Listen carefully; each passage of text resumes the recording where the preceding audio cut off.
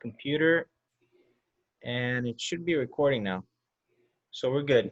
We're You're good. officially recording. We're starting. Yeah, we're starting the first episode of Talking Movies, Ian, Excellent. I'm excited for this. of the new revived Talking Movies. Because I tried to do this with Ritam like 1 year ago, Yeah. and we did 3 episodes, and it didn't really go anywhere. So I'm excited to do this. So today we're going to talk about Raiders of the Lost Ark, which I think is from 1981. Yeah, it came out in 1981. The movie takes place in 1936.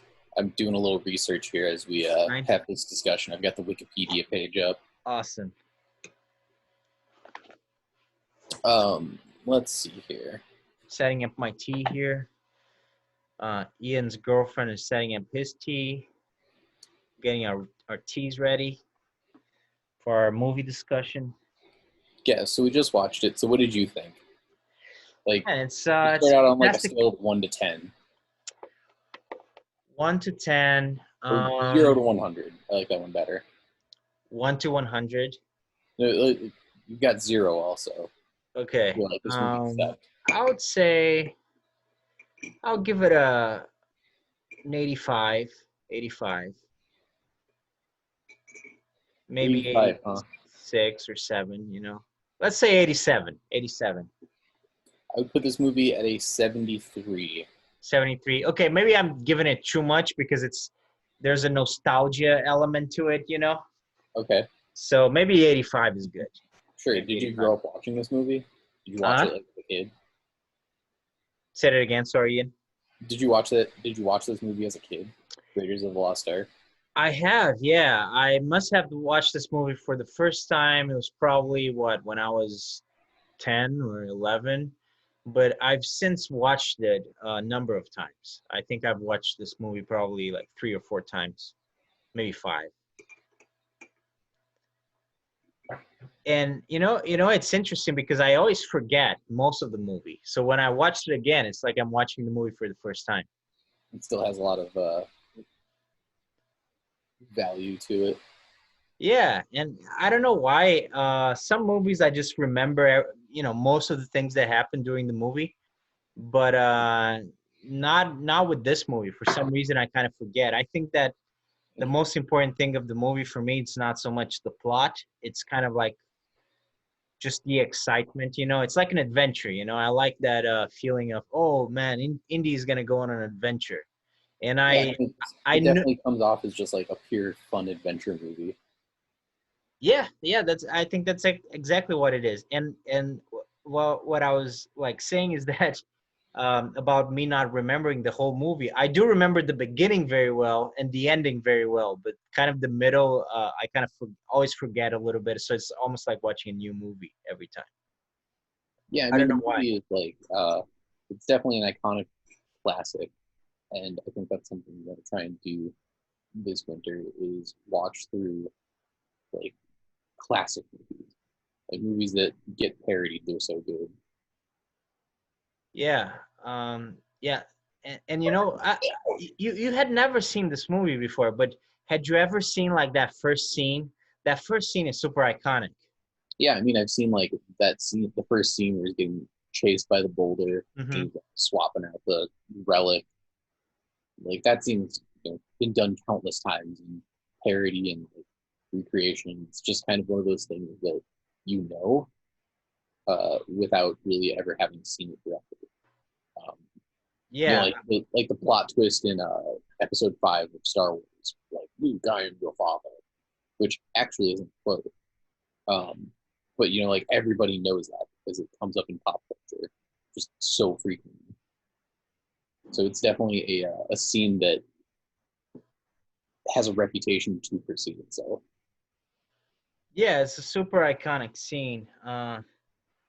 And you know, it's almost like it's like a mini movie, right? Because it's before the main story. It's like one of those.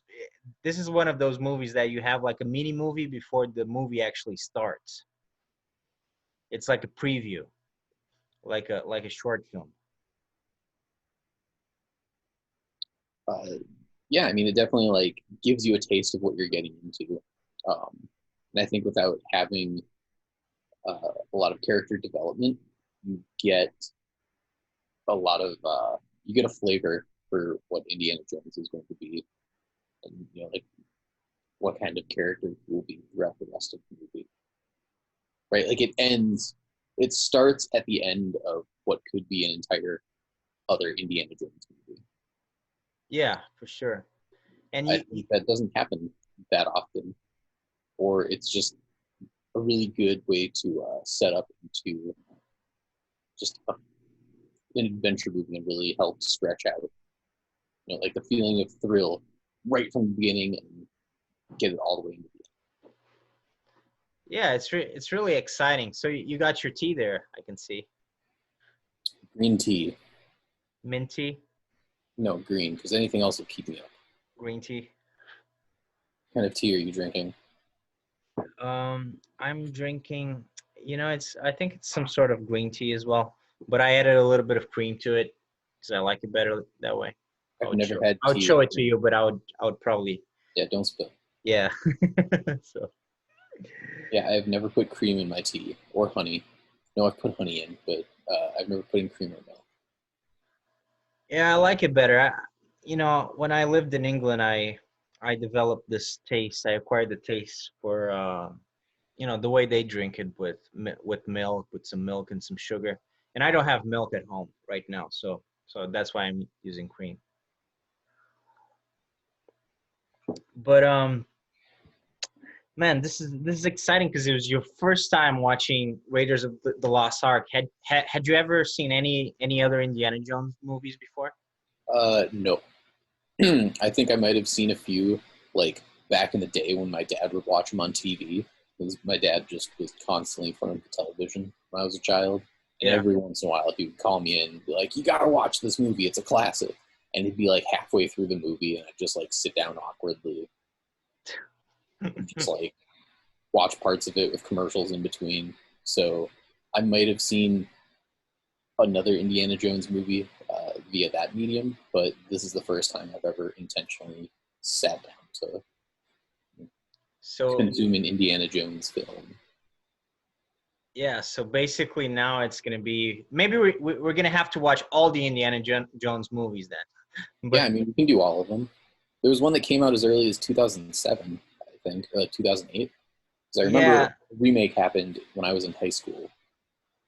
yeah, that's the new one, and it's also the worst. What's it called? Like something the Kingdom, Crystal Kingdom, or Crystal Skull, or something like that. Yeah, And something about Crystal Skull. yeah, and it's not that great. The good ones are the first three, the ones from the 80s. Those are Mm-hmm. the good Indiana Jones movies. The new one is, it's not that good. It's also it's a little bit weird because it's weird because it's like an old Harrison Ford, an old Indiana Jones. So it's weird because you have the three movies and he's like a young adventurer or like middle-aged adventurer, but a vital guy. And then the last one, it's him as kind of like like an old man, sort of like old, and then um, Shia LaBeouf plays his kid, his son. So they were obviously setting him up to be like the successor of Indiana Jones, but I think the movie bombed so hard, people um, really didn't like the movie all that much. So I think they just decided that wasn't a good idea. And Shia LaBeouf, I mean, he's an okay actor, but I don't think he's like super popular. Yeah, I definitely don't think a continuation of the Indiana Jones series with Shia LaBeouf would be really exciting. And I feel like the concept of like travel and adventure, because that's really what like Indiana Jones sells. It's like uh, traveling off to distant lands and being able to be an archaeologist and experience like all of these insane cultures. I feel like it's not the sort of thing that would cater, wouldn't play well to a modern day audience. Well, why do you think that? Um, I think cultural appropriation is far more of a hot button issue than when this movie came out. Um, I feel like it would be doomed to be sentenced to the death of a trope. Like people would already write it off as like, we know how this is going to go, and I just don't think it would be subversive enough to capture a new audience. But I could be totally wrong too. Um, like a lot of kids keep eating up things like Star Wars, and Yeah. I think, I guess Indiana Jones had potential to be a brand, the way like Star Wars was. Because I wouldn't even call Star Wars a movie. I would call it a brand. Right.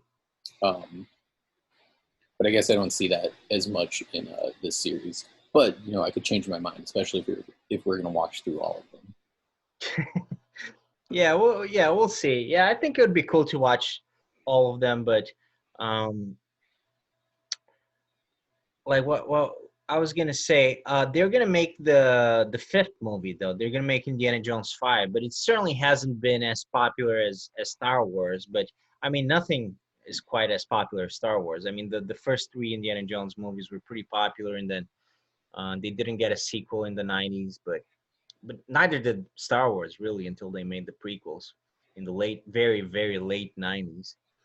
Um, and then I think part of the problem with Indiana Jones 5 is probably the fact that Harrison Ford is Star Wars. They could just use new characters, even though that didn't turn out so well, in my Well, opinion. But I think Harrison Ford is effectively done acting.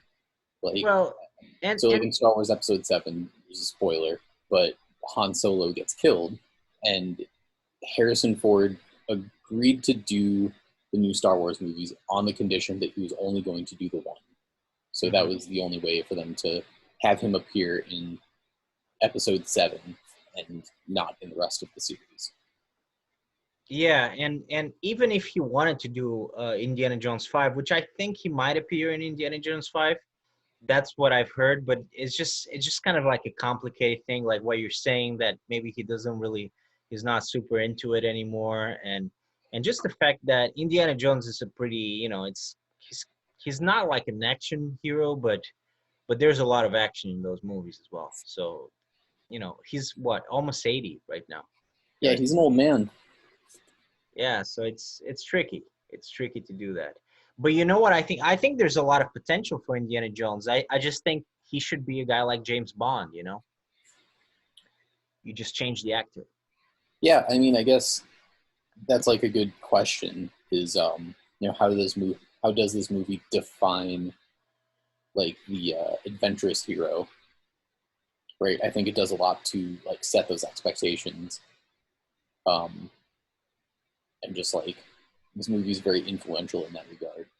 I think you're right, and I think that's why this movie really became so important, because uh, this is like the adventure movie from the '80s that defined adventure in the same way that movies like but there's a bunch of them. Rambo, and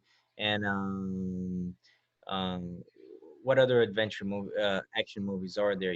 Terminator. I guess I Um, would make a distinction between action movies and adventure yeah, movies. no, that's what I'm saying. That the action genre got lots of those like really big iconic movies, but the adventure movies we didn't get as many. But Indiana Jones is certainly the movie that kind of defined that genre, even though we didn't get that many adventure movies like that. There were some, but they were never quite as successful as those big action movies.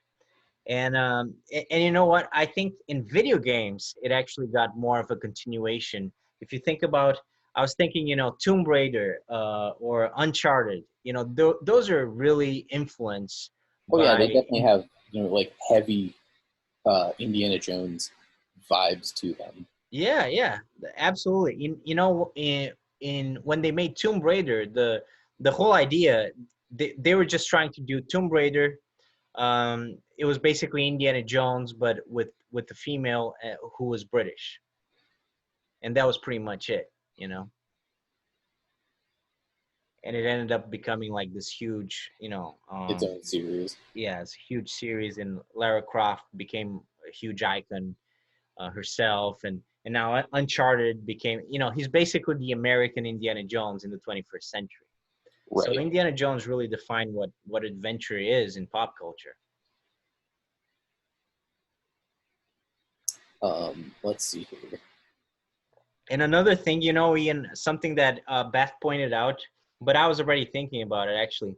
Um, I also noticed that the Nazis are the villains, and that is also something that became really popular in not just movies, but also a lot of video games. They have this, they're set in the 30s, and the Nazis are the villains.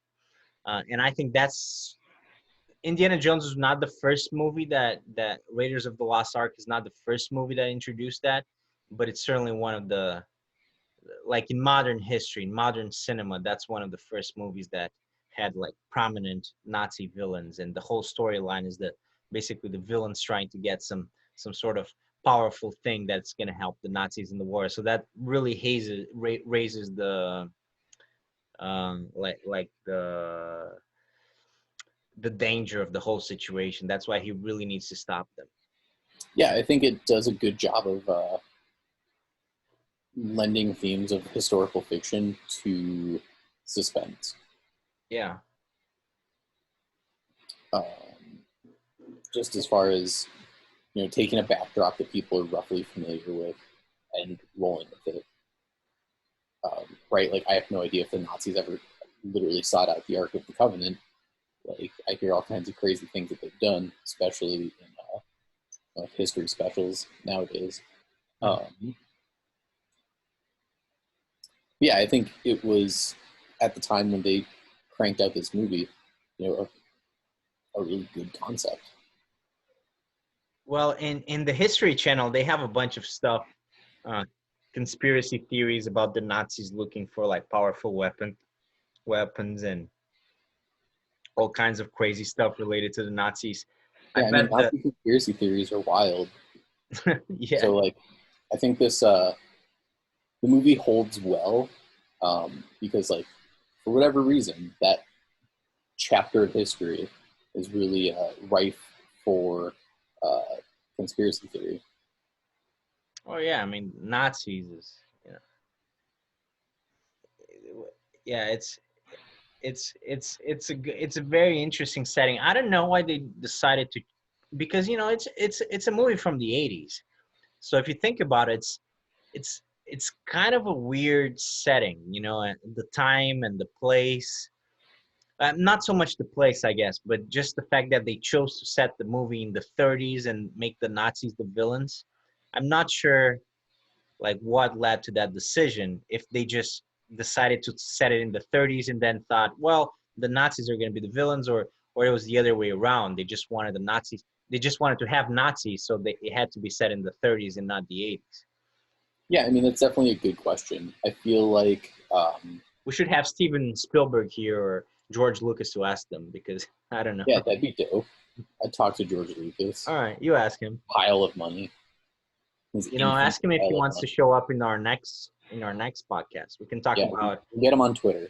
Yeah, we can get him on Twitter and ask him if he wants to talk about Star Wars next. Yeah, I think Nazis in this movie definitely fall into a perfect fit as far as like a villain and a role, because collectively the audience will agree that they're antagonists of that chapter of history. But more so, I think George Lucas and Spielberg really wanted to play on uh, like mid Atlantic kind of vibe. So this was the 30s, and when did international air travel happen? That was like the 1910s. International air travel. Yeah, so like being able to fly to a different country on an airplane. That was like, Um, that's a good that was around like question. the Howard Hughes era. I don't But even know, man. I think the 1920s maybe, or 30s, really. right, but I guess to my point, I think you see a lot of inspiration to towards that like era, like the Greatest Generation era, Hmm. with like the transitions where they've got like the red line flying across the map, as they like travel across the globe. Yeah, those sequences are pretty cool, don't you think? Yeah, they're definitely like classic, and I think that does a great job of helping sell that movie as taking place in that era, especially with like the fashion, where they're like he's wearing like peak 1940s fashion. Yeah. And I mean, it's so iconic, man. The way he's dressed, the whip, the hat. I mean, Indiana Jones is such an iconic character. It's really hard to create a character that is that iconic. But and now that you're one of the, you joined the club. Now you're an Indiana Jones fan Perfect.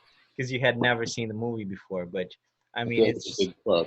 I'm gonna turn you into a great, big Indiana Jones fan because we're gonna watch the other movie. I don't need to do anything. I just need to show you the movies. Yeah, so we've got 3 more to go to. Three more to go, or at least two. The ones from the '80s. I don't know if you should watch the last one. That's gonna make you less of an Indiana Jones fan. So Wikipedia says that there is an untitled 5th film due out in 2022 that is in development under Disney, with James Mangold directing, Spielberg, Marshall, and Kathleen Kennedy producing, Harrison Ford returning to play the titular character, uh, George Lucas returning to executive produce, John Williams returning to compose the score. That's something else that I think really makes this movie a classic. Is or the score, yeah, right? definitely. Like George Lucas, I think that's one of his signatures is creating a feeling of suspense through an orchestra, Yeah, and right? And like everybody knows that, like dun dun dun yeah, dun, I mean, dun, it's dun, iconic. It's right? Like like it could be Star a Wars. ringtone. It's so popular. It's like Star Wars. You couldn't have Star Wars without those those little songs, that the score basically, but those little moments that everybody knows, like the Star Wars song, Right. the Imperial March song, the Indiana Jones like dun dun Yeah. dun dun dun. There. This reminds me of a clip on YouTube where somebody cut out the orchestra in the final scene of Star Wars Episode 6, Return of the Jedi, Yeah. when Luke, Leia, Han Solo, and Chewie are all like in the Imperial City, and they're like getting awarded medals, like walking down the aisle and everything. Somebody cut all of the music out of that, so it's just quiet, and the scene is really weird and like really boring.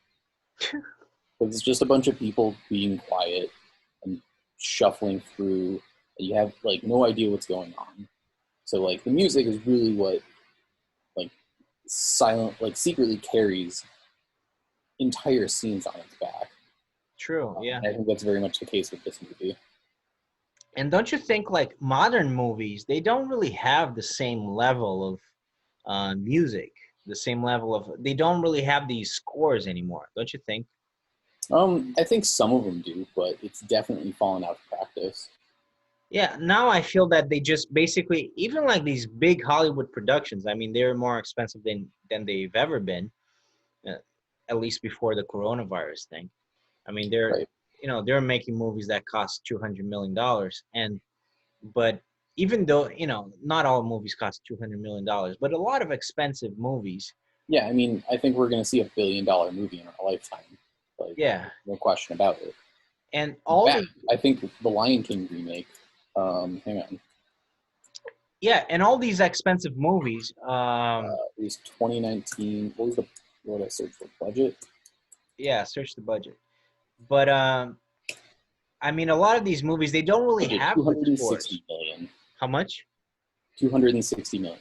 Wow. Was that the most expensive movie ever? Uh, let's see here.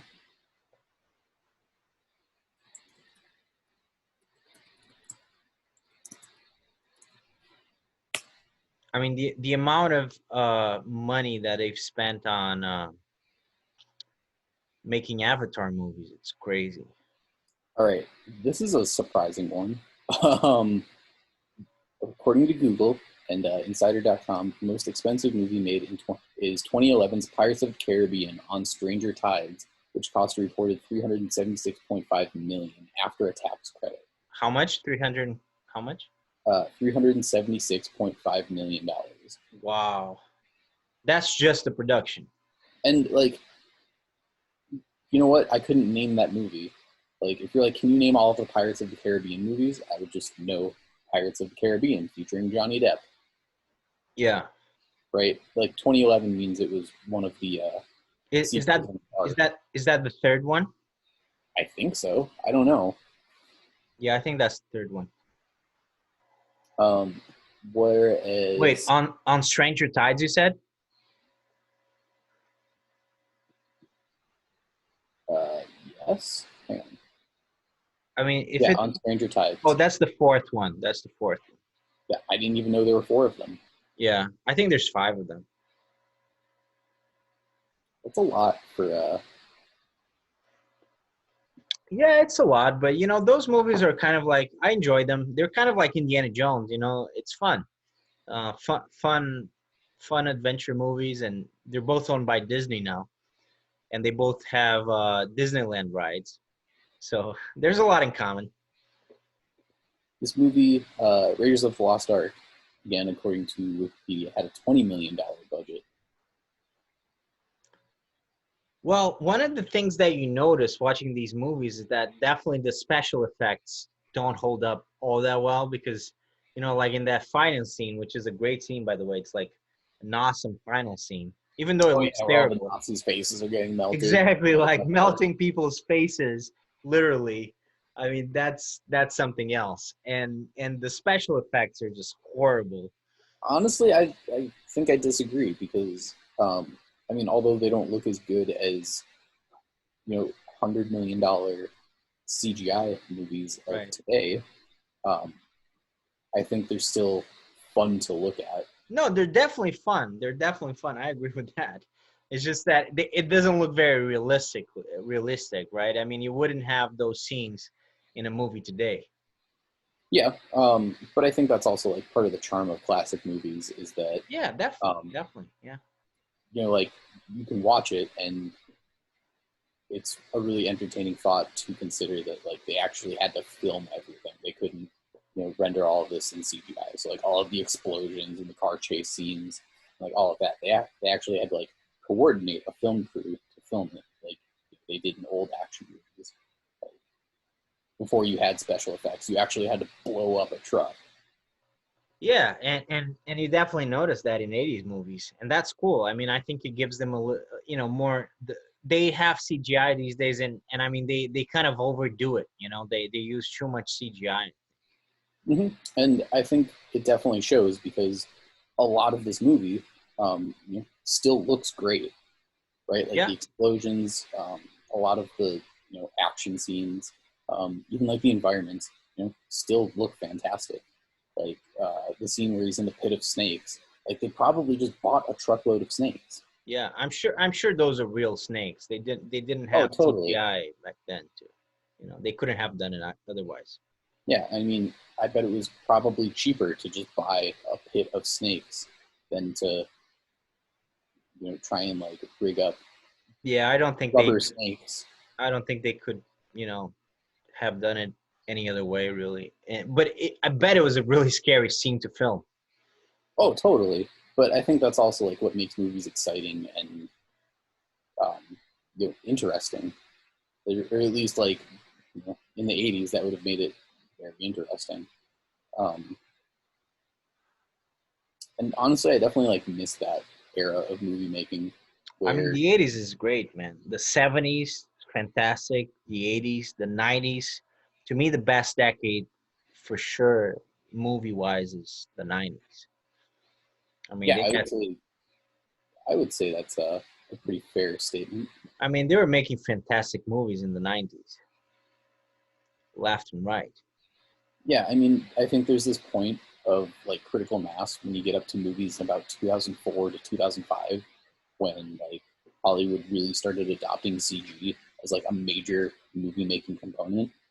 Hmm.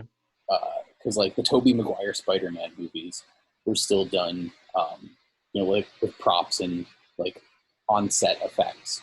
Yeah. They had like fake sets that they would blow up, whereas nowadays everything is just a green screen. Yeah. Uh, yeah, I mean, for sure it has changed. And I do think that movies look better for the most part these days when they make them. I mean, they have better special effects, they have better technology, but movies are not better. I mean, the stories.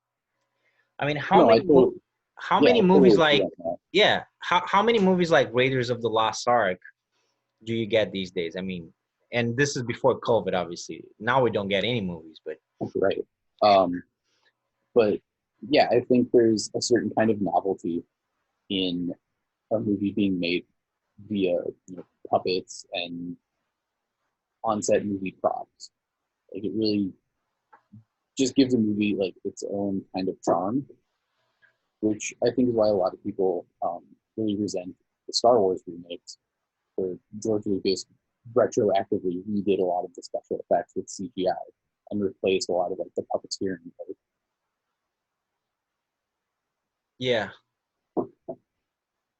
But I'm okay with that. I mean, I know a lot of people have some problems with that, but the problem is that they keep making these Star Wars movies and they keep getting worse. I mean, that Star Wars is a good example. You know, the '80s, you're having like these new, really cool movies that were very new at the time, and they were original. You know, and they were really cool stories, and obviously they didn't look as good as the ones that they make today, but story wise, I mean, they were so much better. It's so much better to watch the old Star Wars movies rather than watching the new Star Wars movies that are just like a retread.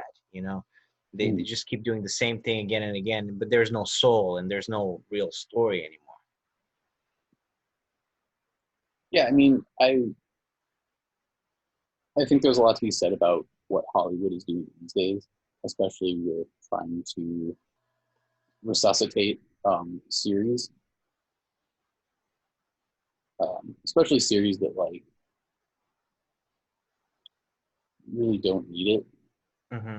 Um, like with Disney trying to do a live action remake of like their like blue chip titles, like the Mulan movie, Beauty and the Beast, Lion King. Like they're not great movies, and in a lot of ways they are a worse interpretation than the source material. I mean, yeah, they're for sure worse. I mean, they make those movies because they make money. I mean, Right, and I think that's it's the like it's definitely only. unfortunate, but I think it shows that movies aren't about um, they're not about producing a good movie that will continue to sell. They're about producing a movie that will inspire consumers.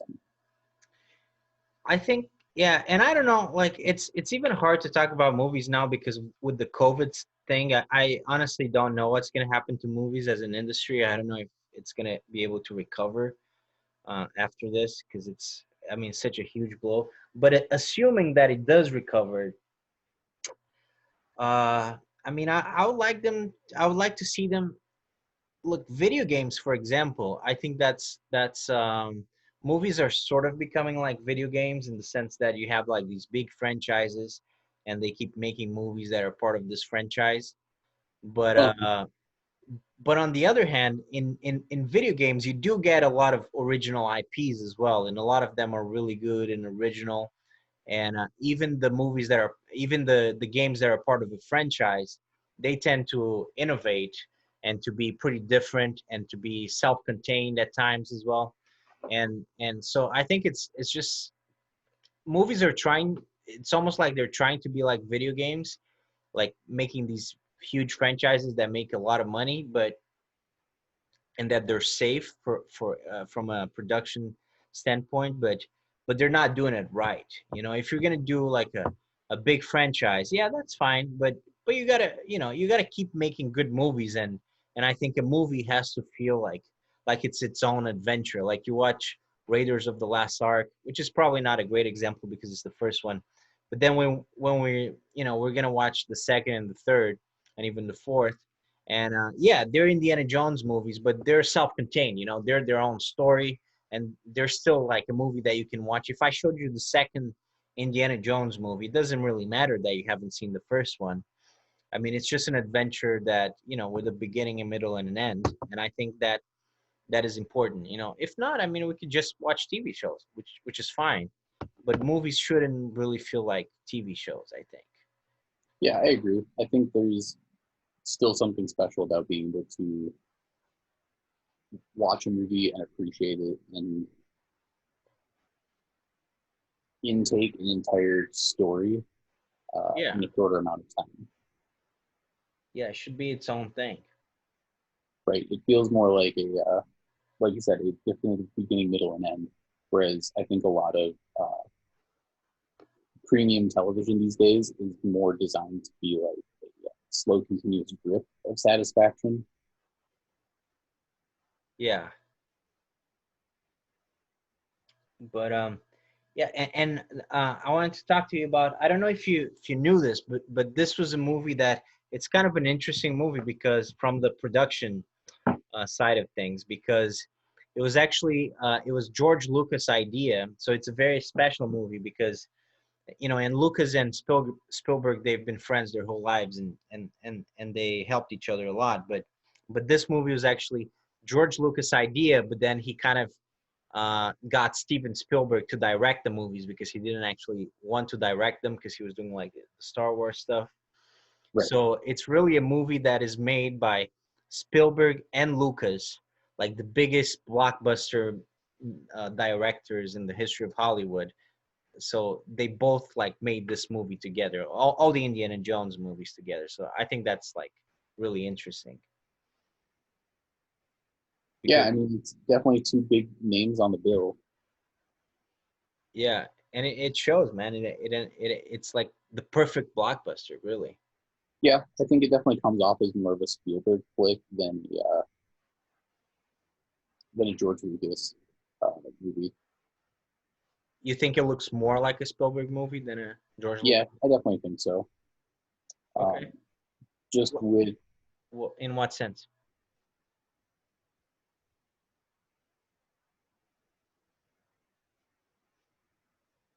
Just like the style, you mean? hasn't really, yeah, especially like directing style. Hmm. Um, I think George Lucas for me is always going to be synonymous with Star Wars. So I'm Yeah. never going to be able to unsee things like the sweeping transitional effects. Yeah. It's like basically like what's your name? The Harry Potter writer, Okay, J.K. Rowling in Harry Potter. It's kind of like, he created that universe. He's the guy that created that universe. right. Or Tolkien in the Lord of the Rings. That's that's maybe even better because George Lucas is basically the Tolkien of movies, but except Star Wars is not really fantasy, but it's like a sci-fi fantasy. The space opera. Yeah, space opera. But yeah, is there anything else you want to talk about concerning Raiders of the Lost Ark? Um, I mean, as far as like what else I would have wanted out of it, I feel like a lot of my critiques aren't really fair for a movie that came out in the 80s. Um, like there are a lot of tropes about it that I really don't. That I guess were just like eye rolling. Um, like with the damsel in distress being just that, Uh-huh. right? Like she's painted to be like this strong, self-sufficient woman, and then throughout the rest of the movie, after she joins up with Indy, like she doesn't do anything other than you know get captured by Nazis. Yeah, I agree, but that first scene is pretty badass. I love that first scene.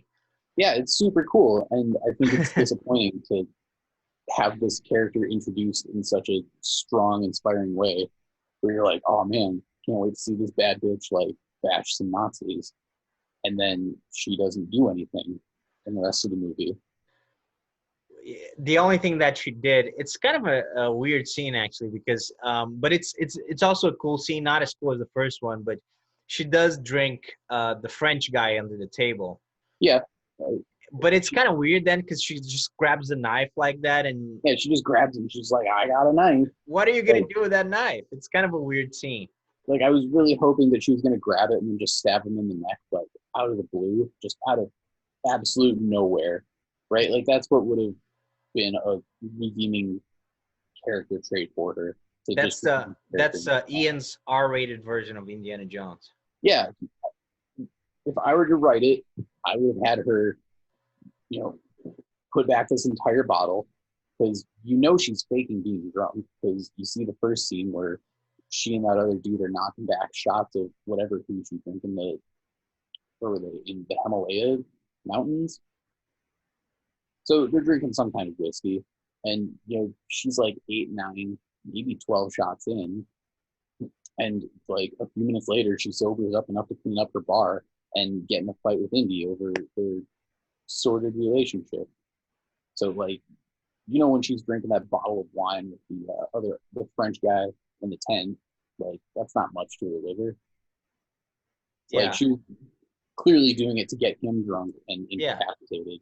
And she hides the knife. And you're like, okay, she's really gonna fuck shit up with this knife. And then she doesn't. And then like the Dr. Jekyll dude with the coat and the burn on his hand comes in through the tent and like she tries to like stab him from the side and just like passively catches her wrist and just like sit down. So yeah. I was really disappointed with that scene in It's particular. definitely, yeah. Like that was her one chance to be like a badass, and it just got completely blown. And then she just goes back to being a helpless damsel in distress. Yeah, it's disappointing. It's a very good start, but then yeah, the whole knife thing doesn't really make a whole lot shit, a whole lot of sense. And then she gets basically just put down by the Nazi guy, who's like the Nazi guy is not the most threatening of guys either. That's kind of a weird choice because he's like this little man. Um, it's Yeah, kind with of a shitty hairline. yeah, Fraulein. It's not. I mean, Yeah. he's a very non-menacing villain for being a Nazi. But you know, no movie's perfect. But I mean, it's still a really good movie, even though it has some imperfections. Yeah.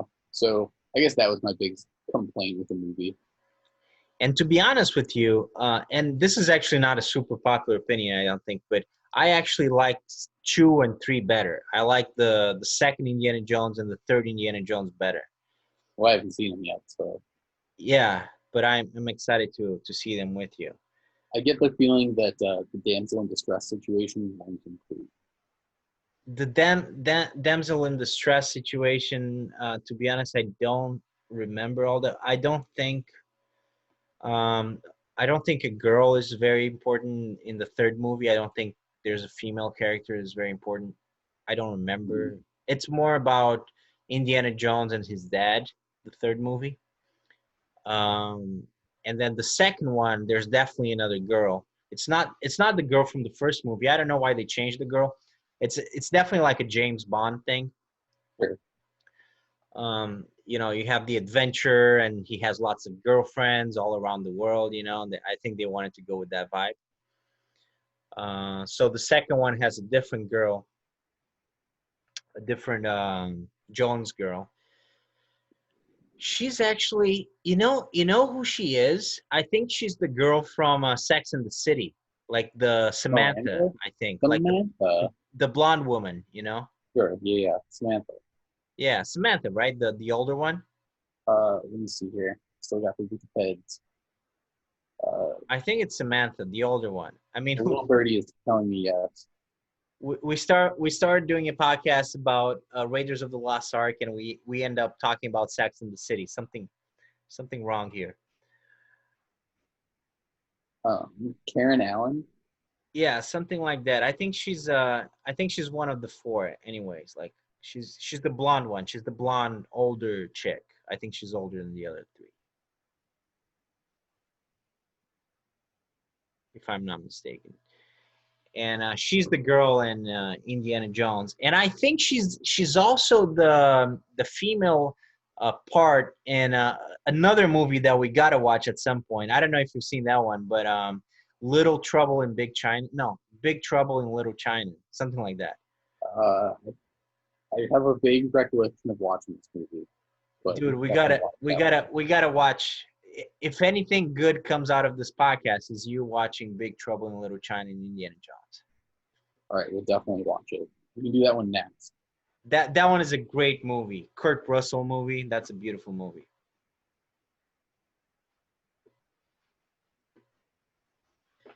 So yeah, man. Um, yeah. So we'll do more of these. Yeah, for Uh, sure. and I think this is a good Good first stopping point, episode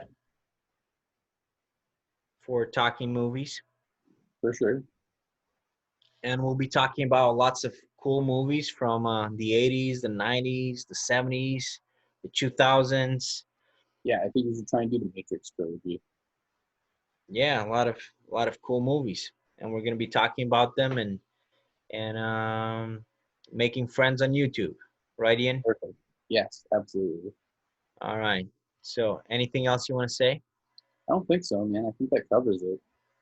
All right, I agree. Well, thanks for watching, guys, and see you next time. See you in the next one. Yep. You gotta work on that sign off. Don't forget to Yeah, I like, know. comment, I and know. subscribe. I definitely fumbled that. I don't know what to say. We got to work on that. You gotta say, don't forget to like, comment, and subscribe. Yeah, that's right. If you watch the whole video, please subscribe because we've earned it. So, thank Yeah, you. and we want to hear from you because you'll be among the first fans ever. Exactly. You get like a special prize really if you subscribe now because you're gonna be like the first real fan. Yeah, anybody watching this video has the ability to heavily influence the future of this channel. Exactly. You can give us the motivation that we need to make the The second episode. motivation, the influence to We need to feel we need some external validation, right, Ian? I guess I was saying if someone wants us to watch a certain movie, probably watch it. All right. All right, well, I'll talk to you later, okay? Okay, I'm gonna stop recording.